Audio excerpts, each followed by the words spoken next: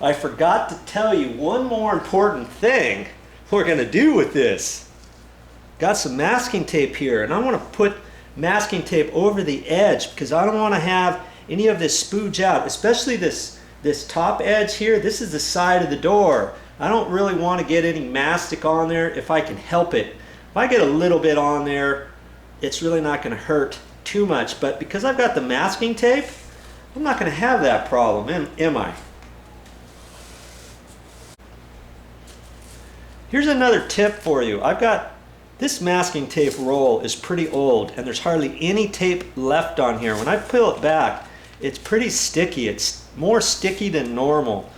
And I always try to make sure I've got extra masking tape around. So I'm going to use a little bit of the new masking tape as opposed to the old. Because what's going to happen, possibly, is this is so sticky, I don't want it to peel off any of the paint on the face of the doors or the side edge of the door. Now granted, this door's over 5 years old, but this masking tape is so sticky, and because I'm going to have to leave the clamps on here probably overnight, it's going to be kind of on the masking tape, and I don't want that to dig in and to affect my paint job. This top bit, I want to cover that with my masking tape. My masking tape is wider than that, so what to do with that? You know, I'm just going to take enough. I'm going to put it right over the entire area. Guess I'll start, yeah, about there. Okay.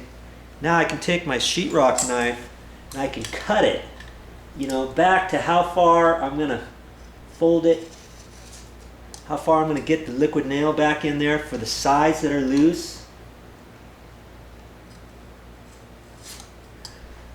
Okay, so now I can peel that back like that. And the rest of the masking tape, I could fold over the edge if I want, or I could cut it off, whatever. But see, that crack's not going any further than that. Now that's going to protect my front edge, isn't it? I guess I could just fold that down like that. There. Perfect. Here's something to realize on masking tape. I'm only going to have this masking tape on this door for less than a day. So that's why I'm using standard masking tape. Now if I was going to leave that on there for 3 or 4 days, then you've got to use the blue masking tape. And you know what? They even have green now too. Kind of like the blue. So if you ever got any questions about that, look for it at the hardware store and read all about it.